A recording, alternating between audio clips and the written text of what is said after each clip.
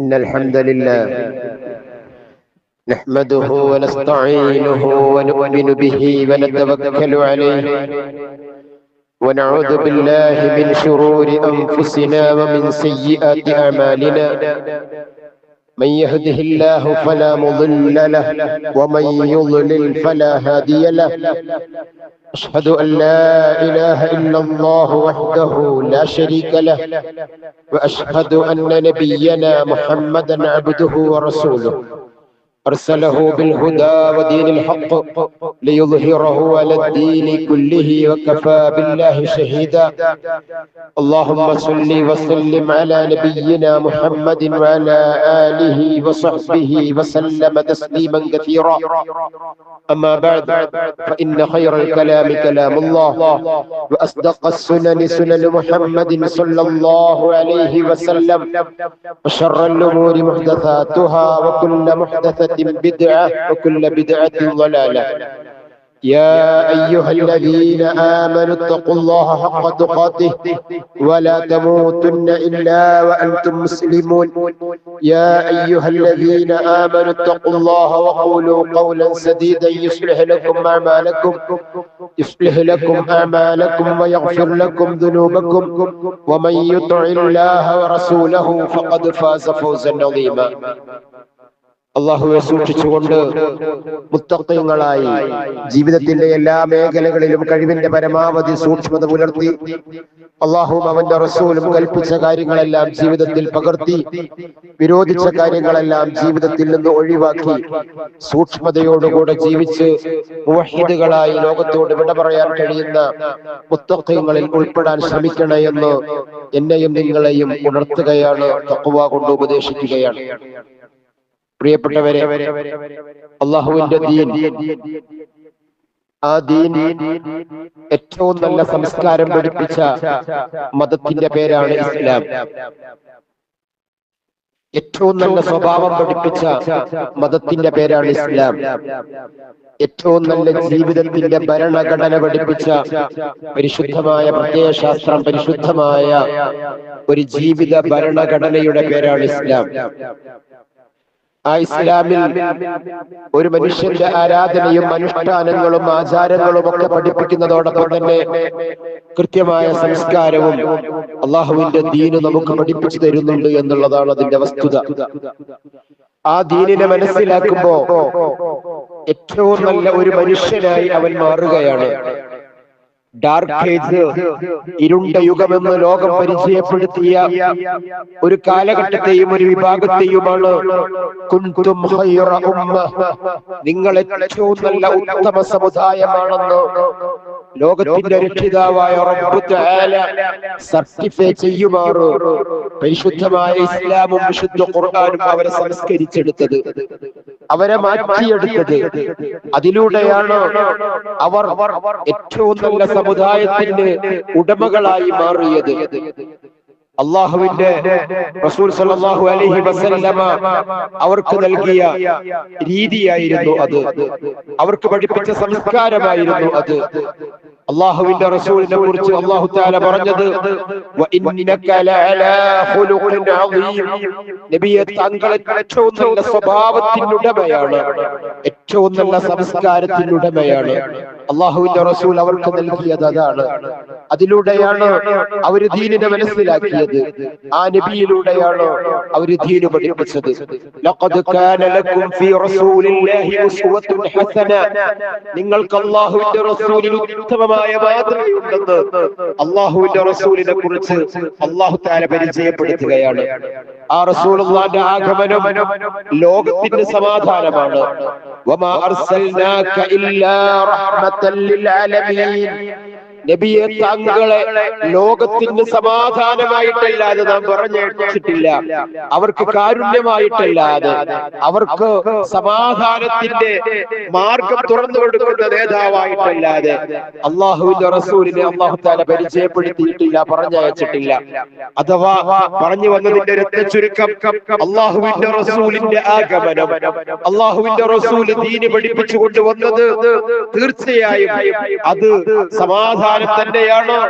അതോടൊപ്പം തന്നെ സംസ്കാരം പഠിപ്പിച്ച നേതാവാണ്. അതോടൊപ്പം തന്നെ ജീവിതത്തിന്റെ ഒരു ഭരണഘടന, ജീവിതം എങ്ങനെയായിരിക്കണമെന്ന് വളരെ കൃത്യമായി പഠിപ്പിച്ച നേതാവാണ്. അതിലെല്ലാം ഉൾക്കൊണ്ടിട്ടുണ്ട്. അതുകൊണ്ടാണ് വിശുദ്ധ ഖുർആൻ ഇസ്ലാമിനെ കുറിച്ച് പറഞ്ഞത്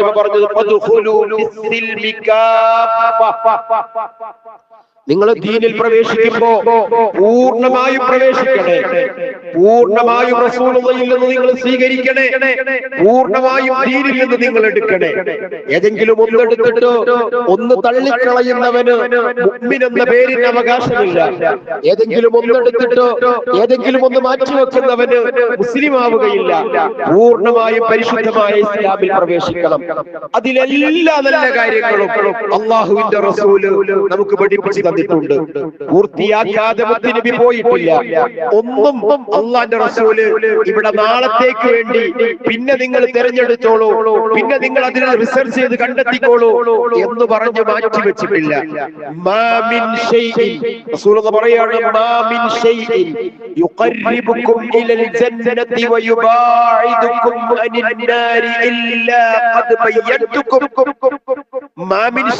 ഒരു വസ്തുവും ഞാൻ വിട്ടേച്ചു പോയിട്ടില്ല.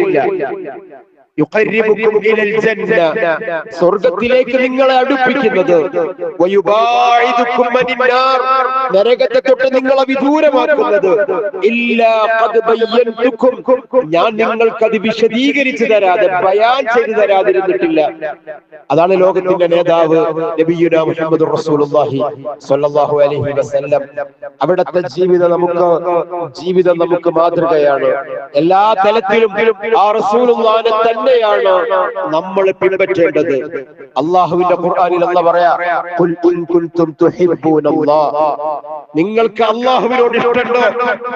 നിങ്ങൾ ചെയ്യുന്ന പ്രവർത്തനങ്ങള്, നിങ്ങൾ കാട്ടിക്കൂട്ടുന്ന ആ ഓരോ പ്രവർത്തനങ്ങളും, അത് ആരാധനകളാവട്ടെ, ആചാരങ്ങളാവട്ടെ, അനുഷ്ഠാനങ്ങളാവട്ടെ, അതൊക്കെ കൊണ്ട് നിങ്ങൾ ലക്ഷ്യം വെക്കുന്നത് അള്ളാന്റെ പ്രീതിയാണോ എങ്കിൽ നബിയെ താങ്കൾ അവരോട് പറഞ്ഞു കൊടുക്കണം, ഏതെങ്കിലും പ്രകടനങ്ങളിലൂടെയോ ഏതെങ്കിലും രീതിയിലുള്ള അതിനുള്ള ഒരുക്കങ്ങളിലൊക്കെ നിങ്ങൾക്ക് പ്രതിഫലം വേണോ, നിങ്ങൾ ചെയ്യുന്നതിൽ അള്ളാന്റെ തൃപ്തി വേണോ, നിങ്ങൾ എന്നെ പിൻപറ്റണമെന്ന് നബിയെ താങ്കൾ അവർ പറഞ്ഞു കൊടുക്കണം. പല ആൾക്കാരുടെയും ഒരു ധാരണ എന്താണ്? കുറെ ആത്മീയതകൾ പ്രവർത്തിക്കുക, കുറെ പ്രകടനങ്ങളും പ്രഹസനങ്ങളും ഒക്കെ ഉണ്ടാവുക, അതൊക്കെ അള്ളാഹുവിന്റെ ദീനാണ് എന്നുള്ളതാണ്. അതിൽ ആത്മീയതയുണ്ടായാൽ കുറെ രീതിയിലുള്ള കൊഴുപ്പുകൾ ഉണ്ടായാൽ, മേൽക്കോയ്മകൾ ഉണ്ടായാൽ, പ്രകടനങ്ങൾ ഉണ്ടായാൽ അതൊക്കെയാണ് ദീന് എന്ന് പല ആളുകളും തെറ്റിദ്ധരിക്കുന്നുണ്ട്. സത്യത്തില് അള്ളാഹുവിന്റെ ഖുർആൻ പറയാണ്, അള്ളാഹുവിന്റെ ദീന് നമ്മെ പഠിപ്പിക്കുകയാണ്, നിങ്ങൾക്ക് അള്ളാഹിനോടുള്ള സ്നേഹത്തിനോടും ദീനിനോടുള്ള മഹബ്ബത്തോടാണ് നിങ്ങൾ ചെയ്യുന്നതെങ്കിൽ നബിയെ താങ്കൾ അവർക്ക് പറഞ്ഞു കൊടുക്കണം, ഫത്തബിഊനി, നിങ്ങൾ എന്നെ പിൻപറ്റണേ, യുഹിബ്ബുകുമുല്ലാഹ്, എങ്കിൽ അല്ലാഹു നിങ്ങളെ സ്നേഹിക്കും. അള്ളാഹുവിന്റെ പ്രീതി ലഭിക്കാൻ മറ്റൊരിക്കൽ റസൂലുള്ളാഹി സ്വല്ലല്ലാഹു അലൈഹി വസല്ലം പറഞ്ഞത്, ലാ യുഅ്മിനു അഹദുക്കും, നിങ്ങളിൽ നിന്ന് ഒരാളും വിശ്വാസിയാവുകയില്ല, ഹത്താ അകൂന അഹബ്ബു ഇലൈഹി, ഞാനാവണം അവനിലേക്ക് ഏറ്റവും ഇഷ്ടപ്പെട്ടവൻ. അള്ളാന്റെ പ്രീതി കിട്ടാനും അള്ളാഹുവിന്റെ പ്രവാചകന്റെ പ്രീതി ലഭിക്കാനും ഒക്കെ മാർഗം എന്താണ്? അള്ളാന്റെ റസൂലിനെ പിൻപറ്റുക എന്നുള്ളതാണ്. എങ്കിൽ അള്ളാന്റെ പ്രീതി നിങ്ങൾക്ക് കിട്ടും. റസൂലുള്ളാഹിനെ പിൻപറ്റുക, അതാണ് അല്ലാഹു പറഞ്ഞത്, ലഖദ് കാന ലക്കും ഫീ റസൂലില്ലാഹി ഉസ്വത്തുൻ ഹസന, നിങ്ങൾക്ക് അള്ളാന്റെ റസൂലിൽ ഉത്തമമായ മാതൃകയുണ്ട്. അതെല്ലാ രംഗത്തും ഉണ്ടാവണം. ആ രംഗത്ത്, ഏത് രംഗത്തും അത് പ്രാവർത്തികമാക്കുമ്പോഴാണ് അവൻ മുഅ്മിനും മുസ്ലിമും മുത്തബിഉ സുന്നയൊക്കെ ആയി മാറുന്നത്.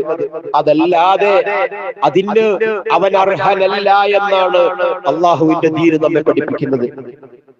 പ്രിയപ്പെട്ടവരെ, വളരെ ഗൗരവത്തോടുകൂടെ നാം ഈ വസ്തുതയെ മനസ്സിലാക്കണം. പല ആളുകൾക്കും അതറിയില്ല. അള്ളാന്റെ റസൂലിനെ സ്നേഹിക്കണം, സംശയമില്ല.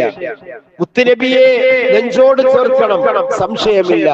ഏത് രീതിയിലാവണം എന്നുള്ളിടത്താണ് ആളുകൾ തെറ്റായ ധാരണയിലുള്ളത്. ഇപ്പോൾ തന്നെ സോഷ്യൽ മീഡിയകളിലൂടെ റീലുകൾ വന്നുകൊണ്ടിരിക്കുകയാണ്. മുസ്ലിങ്ങളെ തന്നെ 2-3 തരമായി വേർതിരിക്കുകയാണ്. ഒരു വിഭാഗം റസൂലുള്ളാഹിനെ സ്നേഹിക്കുന്നവർ, മറുവിഭാഗം റസൂലുള്ളാഹിയോട് സ്നേഹമില്ലാത്തവർ.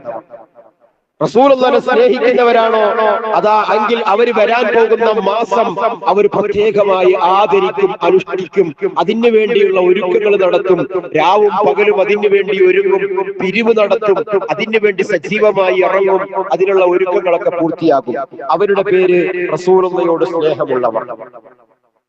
വേറൊരു വിഭാഗമോ അവര് റബീഉൽ അവ്വൽ എന്ന മാസത്തെ പ്രത്യേകമായ ഒരു പരിഗണന ഒന്നും കൊടുക്കുന്നില്ല, അവരതിനുമായി ബന്ധപ്പെട്ടുള്ള ഒരുക്കങ്ങളിലേക്കൊന്നും ഇറങ്ങിയിട്ടില്ല, അതിന് ഒരുങ്ങാൻ അവരിപ്പോഴും തയ്യാറായിട്ടില്ല. അവർ റസൂലുള്ളാഹിനെ സ്നേഹിക്കാത്തവർ. നോക്കൂ നിങ്ങൾ, എന്തെല്ലാം റീലുകളാണ് പടച്ചുവിടുന്നത്. സത്യത്തിൽ റസൂലുള്ളാഹിയോടുള്ള സ്നേഹം എങ്ങനെയാണോ?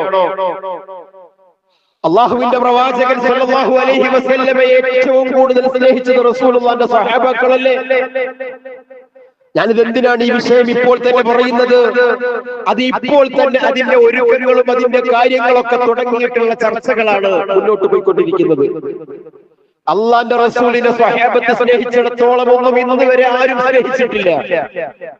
ആ അള്ളാഹുവിന്റെ റസൂലിനെ നെഞ്ചിലേറ്റിയതുപോലെ, സ്വഹാബത്ത് നെഞ്ചിലേറ്റിയതുപോലെ മറ്റാരും നെഞ്ചിലേറ്റിയിട്ടില്ല.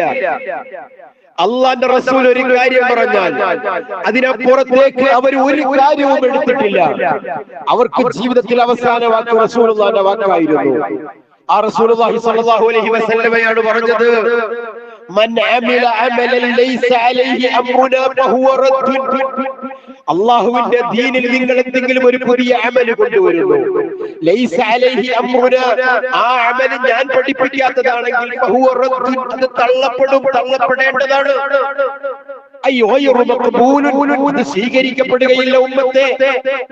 ഇത് പഠിപ്പിച്ച ലോക നേതാവിന്റെ പേര് നബിയുനാ മുഹമ്മദുർ റസൂലുള്ളാഹി എന്നാണ് സല്ലല്ലാഹു അലൈഹി വസല്ലം. മറ്റൊരിക്കൽ റസൂൽ പറഞ്ഞത്, മൻ അഹദസ ഫീ അംരിനാ ഹാദാ മാ ലൈസ മിൻഹു ഫഹുവ റദ്ദുൻ. ആരെങ്കിലും വേറെ ഏതെങ്കിലും രീതിയിലുള്ള പുതിയതായിട്ട് എന്തെങ്കിലും കൊണ്ടുവരുന്നു, മാ ലൈസ മിൻഹു, ദീനിൽ പെടാത്തതാണ് എങ്കിൽ ഫഹുവ റദ്ദുൻ, അത് തള്ളപ്പെടും, ഐ ഗൈറു മഖ്ബൂലുൻ, അത് സ്വീകരിക്കപ്പെടുകയില്ല. ആഘോഷിക്കുന്നവർക്ക് ആഘോഷിക്കാം, ചെയ്യുന്നവർ ചെയ്യട്ടെ, അതിനൊക്കെയുള്ള സ്വാതന്ത്ര്യമുണ്ട്. ഞാൻ പറഞ്ഞു വന്നത്, ചെയ്യുന്നവരെ നബി സ്നേഹികളൊന്നും ചെയ്യാത്തവരെ റസൂലുള്ളാഹിനെ സ്നേഹിക്കാത്തവരെന്നും പറഞ്ഞു ഈ രീതിയിലുള്ള ഒരു അകറ്റി നിർത്തലും ഒരു വേർതിരിവും. അള്ളാഹുവിന്റെ ദീനി എന്താണോ പഠിപ്പിച്ചത് അത് നമ്മളൊക്കെ ചെയ്യണം, അതിൽ സംശയമില്ല. അതില്ലാത്തതാണോ നമ്മൾ അതിൽ പുതിയതായിട്ട് കൊണ്ടു നടക്കേണ്ടതില്ല. വലിയ ചർച്ചകളാണ് മഹല്ലുകളിൽ. ചില മഹല്ലുകളിൽ 2 ലക്ഷം കവിഞ്ഞു, 2.5 ലക്ഷം കവിഞ്ഞു. കഴിഞ്ഞ കൊല്ലത്തെ ഒരു മഹല്ലിലുണ്ടായ അടി, വലിയ അടിയുണ്ടായി. എന്തിനാണ് പ്രയാസങ്ങൾ ഉണ്ടായത്? നബിദിനത്തിന്റെ പിരിവുമായി ബന്ധപ്പെട്ടാണ്. മഹല്ലിന്റെ പിരിവ് വന്നപ്പോഴേക്ക് അവിടെ ഒക്കെ പിരിച്ചു പോയിട്ടുണ്ട് മറുവിഭാഗം. അപ്പൊ മഹല്ലുകാർക്ക് അതിന്റെ പണം കിട്ടിയില്ല. അതിന്റെ പേരിൽ ചേരിതിരിവും അടിയും ഉണ്ടായി. എന്തിനാണ് ഈ തർക്കങ്ങള്, അനാവശ്യ വിവാദങ്ങള്? റസൂലുള്ളാഹിനെ സ്നേഹിക്കാനാണെന്ന പേരാണ് പറയുന്നത്. അള്ളാഹുവിന്റെ റസൂലിനെ സ്നേഹിക്കാൻ ആളുകളുടെ അടുക്കൽ നിന്ന് ഈ രീതിയിൽ നിർബന്ധിച്ച് പണപ്പിരിവ് നടത്തിയിട്ട് തോരണങ്ങൾ തൂക്കി ആഘോഷിക്കേണ്ടതല്ല മുത്തുനബിയോടുള്ള സ്നേഹം. റസൂലുള്ളാഹി പഠിപ്പിച്ചത്, എന്റെ സുന്നത്തിനെ ഹയാത്താക്കുന്നവരാണോ നിങ്ങൾ എന്നെ സ്നേഹിക്കുന്നവരാണ്. അങ്ങനെ നിങ്ങൾ എന്നെ സ്നേഹിക്കുന്നുണ്ടോ, അവനാണ് എന്റെ കൂടെ സ്വർഗത്തിലുണ്ടാവുക. അവിടെയാണ് വിഷയം. അതുകൊണ്ടാണ് ശാഫിഈ മദ്ഹബിലെ പോലും അറിയപ്പെട്ട പണ്ഡിതന്മാര് പറഞ്ഞു, എത്രത്തോളം മഹാനായ ഇബ്നു ഹജർ അൽ-അസ്ഖലാനി റഹിമഹുള്ളയോട് ഇതുപോലത്തെ ഒരു വിഷയത്തിൽ ഒരു ചോദ്യം ചോദിക്കുന്നുണ്ട്. ശാഫിഈ മദ്ഹബിലെ അറിയപ്പെട്ട പണ്ഡിതനാണ്, ഫഖീഹാണ്, മുഹദ്ദിസാണ്. അദ്ദേഹത്തോട്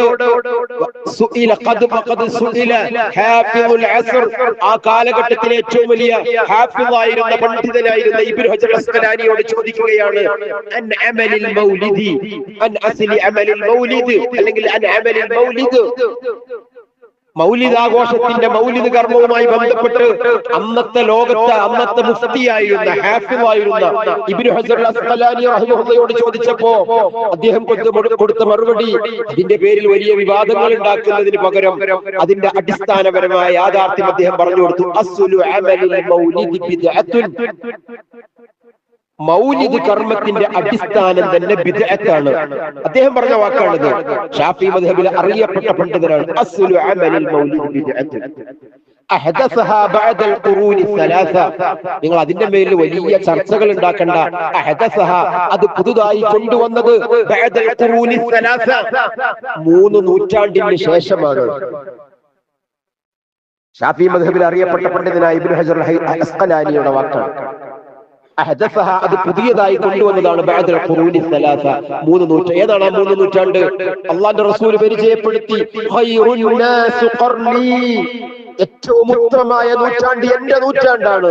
സുമ്മല്ലദീന യലൂനഹും സുമ്മല്ലദീന യലൂനഹും, പിന്നെ അതിനോടടുത്ത് വരുന്ന നൂറ്റാണ്ടാണ്, പിന്നെ അതിനോടടുത്ത് വരുന്ന നൂറ്റാണ്ടാണ്. അഥവാ റസൂലുള്ളാഹിയുടെയും സഹാബത്തിന്റെയും താബിഈകളുടെയും തബഉ താബിഈകളുടെയും നൂറ്റാണ്ടാണ്. ആ നൂറ്റാണ്ടിലില്ല എന്ന് അവർ പറഞ്ഞു കൊടുക്കുകയാണ്. അള്ളാന്റെ റസൂലിനെ നമ്മൾ സ്നേഹിക്കേണ്ടതുണ്ട്. റസൂലുള്ളാന്റെ മേൽ സ്വലാത്തുകൾ നമ്മൾ അധികരിപ്പിക്കേണ്ടതുണ്ട്. ആ റസൂലുള്ളാഹി സ്വല്ലല്ലാഹു അലൈഹി വസല്ലം പഠിപ്പിച്ച പാതയിലൂടെ നമ്മൾ ജീവിക്കേണ്ടതുണ്ട്. പക്ഷേ അള്ളാഹുവിന്റെ റസൂൽ, അള്ളാഹുവോ അവന്റെ റസൂലോ റസൂലുള്ളാന്റെ സ്വഹാബത്തോ പഠിപ്പിക്കാത്ത ഒരു കാര്യത്തിലോ ആ പഠിപ്പിക്കാത്ത കാര്യത്തെ മാറ്റി നിർത്തുക എന്നുള്ളതാണ്, നമ്മൾ ചെയ്യാതിരിക്കുക എന്നുള്ളതാണ് ആ റസൂലുള്ളാഹിയോടുള്ള സ്നേഹം എന്ന ബോധ്യം നമുക്കുണ്ടാവണം. അതുകൊണ്ടാണ് മറ്റൊരു ഇമാം, അദ്ദേഹം മാലിക്കി മദ്ഹബുകാരനാണ്. ഷാഫി മദ്ഹബിലെ പണ്ഡിതന്റെ വാക്കാണ് ഞാൻ ഈ പറഞ്ഞത്. മാലിക്കി മദ്ഹബുകാരനായ ഇമാം താജുദ്ദീൻ അൽ ഫാക്കിഹാനി, അദ്ദേഹം ഈ വിഷയവുമായി ബന്ധപ്പെട്ട് പറഞ്ഞൊരു വാക്കെന്താണ്? ലാ അഅലമു ലിഹാദൽ മൗലിദ്, ഇന്ന് ഈ കാണിച്ചുകൊണ്ടിരിക്കുന്ന ഈ മൗലിദ് കർമ്മവും അതുമായി ബന്ധപ്പെട്ട പ്രവർത്തനങ്ങളൊക്കെ ഉണ്ടല്ലോ, അതിന് ലാ അഅലമു ലിഹാദൽ മൗലിദ് അസ്ലം ഫീ കിതാബിൻ വലാ സുന്ന, ഖുർആനിലും സുന്നത്തിലും ഞാനൊരു അടിസ്ഥാനവും കണ്ടിട്ടില്ല.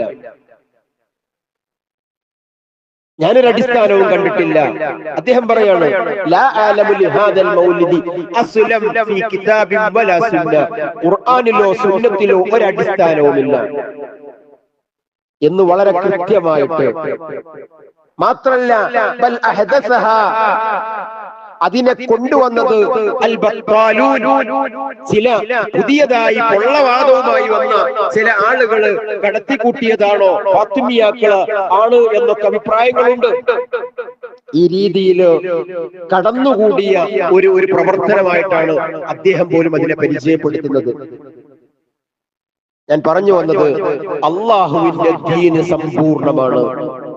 ആ ദീനിൽ വളരെ കൃത്യമായി അൽയൗമ അക്മൽതു ലക്കും ദീനക്കും വഅത്മംതു അലൈക്കും നിഅമതി വറദീതു ലക്കുമുൽ ഇസ്ലാമ ദീന, ഇന്ന് ഞാൻ നിങ്ങളുടെ ദീന് പൂർത്തീകരിച്ചു തന്നിട്ടുണ്ട്. ആ ദീനിൽ എന്തൊക്കെയുണ്ടോ അതൊക്കെ അള്ളാഹുവിന്റെ റസൂൽ നമുക്ക് പഠിപ്പിച്ചു തന്നിട്ടുണ്ട്. മഹാനായ ഇമാം ഷാത്തിബി റഹിമഹുല്ലാഹ് പറഞ്ഞതുപോലെ, മാ ലം യകുനിൽ യൗമ ദീനൻ ലം യകുൻ ദീന, അന്ന് റസൂൽ പഠിപ്പിച്ചതിൽ ദീനായിട്ടില്ലാത്തതൊന്നും ഇനി ദീനായിട്ട് നമ്മൾ പരിചയപ്പെടുത്തരുത്. അതിൽ എല്ലാ കാര്യങ്ങളും അള്ളാഹുവിന്റെ ദീന് വളരെ കൃത്യമായി പൂർണ്ണമായിട്ടാണ് നമ്മുടെ കൈകളിൽ ഏൽപ്പിച്ചിട്ടാണ് അള്ളാഹുവിന്റെ റസൂല് നമ്മോട് ഇവിടെ പറഞ്ഞിട്ടുള്ളത്.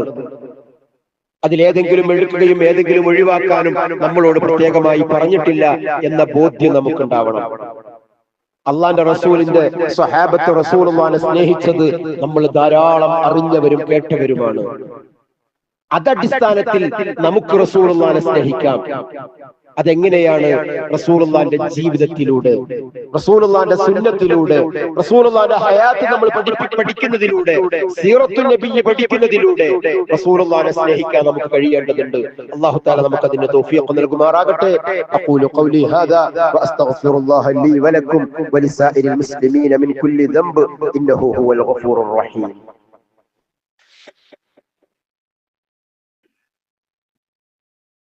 الحمد لله وكفى والصلاة والسلام على نبي المصطفى وعلى آله وأصحابه الفائزين الشرفاء أما بعد. അള്ളാഹുവെ സൂക്ഷിക്കണമെന്ന് എന്നെയും നിങ്ങളെയും ഒരിക്കൽ കൂടി ഉണർത്തുകയാണ്, ഉപദേശിക്കുകയാണ്. അള്ളാഹുവിനെ സൂക്ഷിക്കാനും അള്ളാഹുവിന്റെ ദീനനുസരിച്ച് ജീവിക്കാനും റസൂലുള്ളാഹിന്റെ സുന്നത്തനുസരിച്ച് റസൂലുള്ളാഹിനെ സ്നേഹിച്ച് ജീവിതത്തെ മുന്നോട്ട് കൊണ്ടുപോകാനും അള്ളാഹു തആല നമുക്ക് തൗഫീഖ് നൽകുമാറാകട്ടെ. പ്രിയപ്പെട്ടവരെ, ഉഹുദ് യുദ്ധം നടക്കുകയാണ്. ആ ഉഹുദ് യുദ്ധം നടക്കുന്ന സമയത്ത് റസൂലുള്ളാഹി സ്വല്ലല്ലാഹു അലൈഹി വസല്ലമയുടെ സ്വഹാബാക്കള് വളരെയധികം ഗൗരവത്തോടുകൂടെ പങ്കെടുത്തൊരു യുദ്ധമാണ് ഉഹുദ്. ബദറും അങ്ങനെ തന്നെയായിരുന്നു. ഉഹദില് ശത്രുക്കളുടെ സൈന്യം വളരെ കൂടുതലായിരുന്നു. ശത്രു സൈന്യം വളരെ കൂടുതലാണ്. ബദറിലെ പോലെയല്ല. ബദറിൽ ശത്രു സൈന്യം വളരെ കരുത്താർജിച്ച്, അഥവാ ബദറിലെ ഒരു പ്രതികാരമെന്നോണം, ബദറിനുള്ള ഒരു പ്രതികാരമെന്നോണം അരയും തലയും മുറുക്കി ഇറങ്ങിയതാണ്. റസൂലുള്ളാഹിന്റെ സ്വഹാബത്തൊക്കെ റസൂലുള്ളാഹിന്റെ കൂടെയുണ്ട്. എല്ലാവരും ഇടപെട്ടിട്ടുണ്ട്. സജീവമായ യുദ്ധരംഗത്തുണ്ട്. അല്ലാഹുവിന്റെ റസൂൽ സല്ലല്ലാഹു അലൈഹി വസല്ലമ യുദ്ധം കഴിഞ്ഞ് റസൂലുള്ളാഹി സ്വല്ലല്ലാഹു അലൈഹി വസല്ലമ പല സ്വഹാബാക്കളെയും പരതുന്നുണ്ട്.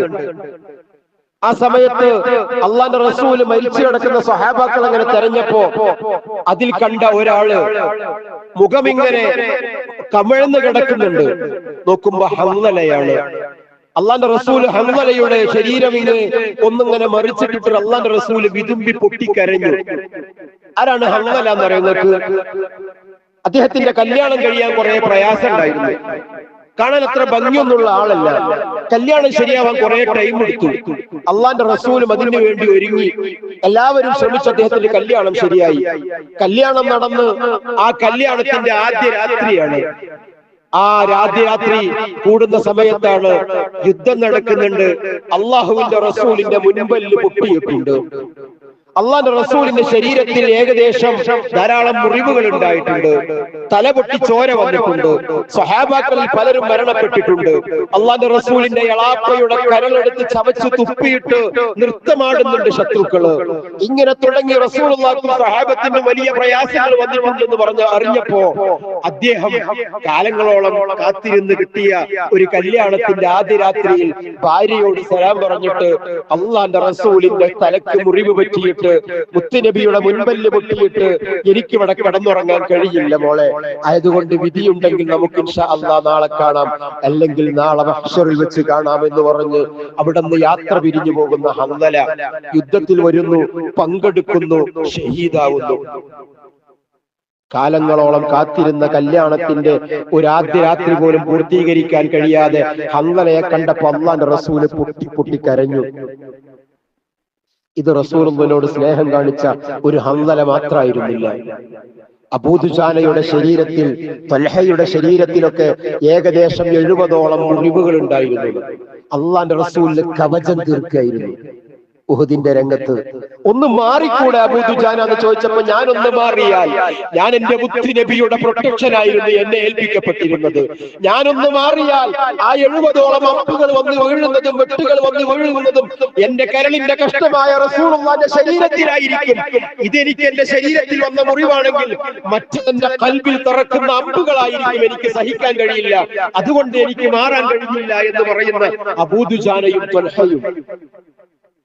ഉഹുദ് യുദ്ധം കഴിഞ്ഞ് ഇങ്ങനെ തിരിച്ചു വരുമ്പോ വഴിയരികില് ഒരു സഹോദരി കാത്തു നിൽക്കുന്നുണ്ട്. സഹോദരിമാരെ നിങ്ങൾ കേൾക്കണം. അവരോട് പറയപ്പെട്ടു, അഥവാ കുറച്ച് കാര്യങ്ങൾ അവരോട് പറയാനുണ്ടായിരുന്ന പെണ്ണിനോട് സഹാബത്ത് അവരോട് പറഞ്ഞു, ധൈര്യം സംഭരിച്ച് എങ്ങനെ പറയും? അവർ ചർച്ച ചെയ്ത് പറയല്ലാണ്ട് മാർഗം എന്താ സംഭവം എന്നറിയോ? ആ യുദ്ധത്തില് അവരുടെ ഉപ്പയും അവരുടെ ആ മകനും ആങ്ങളെയും കൊല്ലപ്പെട്ടിട്ടുണ്ട്. ഉപ്പയും ഭർത്താവും മകനും കൊല്ലപ്പെട്ടിട്ടുണ്ട്. ആ വിവരം അവരെ അറിയിച്ചു. ഖുതില അബൂകി യാ ബിൻതി വഖുതില സൗജുകി വഖുതില വലദുകി.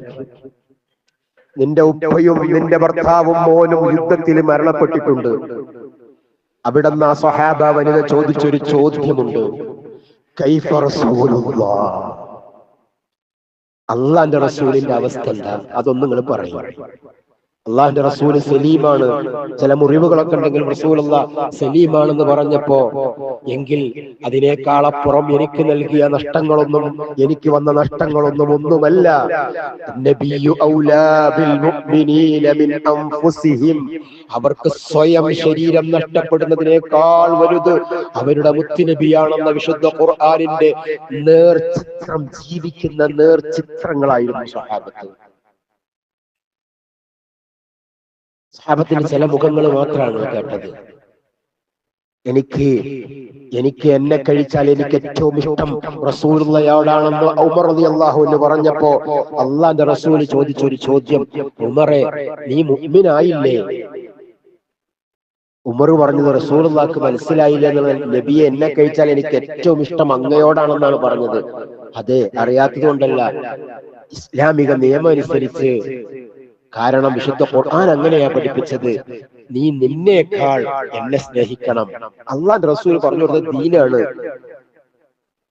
അങ്ങനെ പറഞ്ഞപ്പോഴാണ് അള്ളാന്റെ റസൂൽ കറക്റ്റ് ചെയ്തതെങ്കിൽ അത്ര കണ്ട് റസൂലുള്ളാഹിനെ സ്നേഹിച്ച,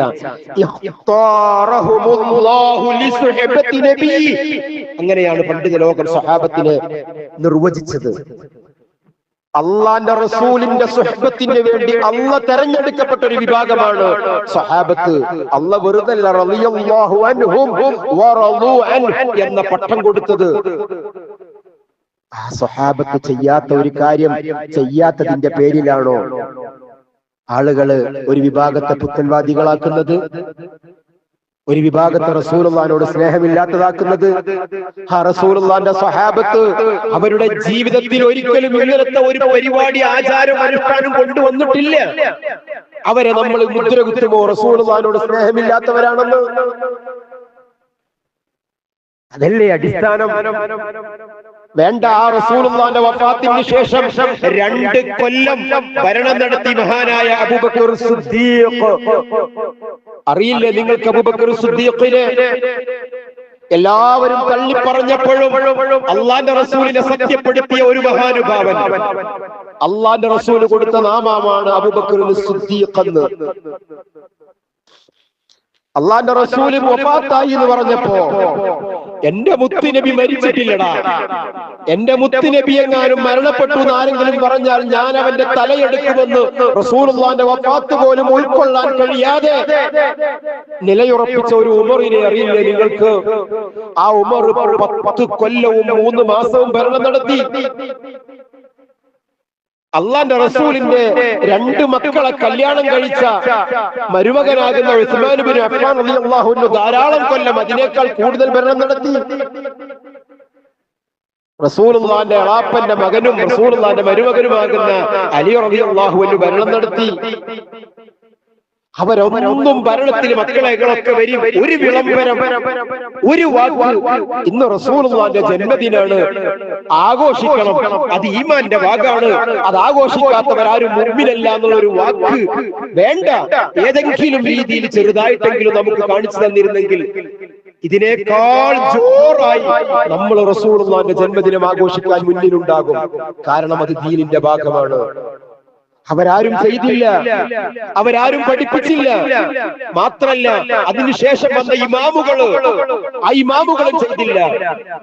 4 മദ്ഹബിന്റെ ഇമാമുകൾക്കും പരിചയമില്ല.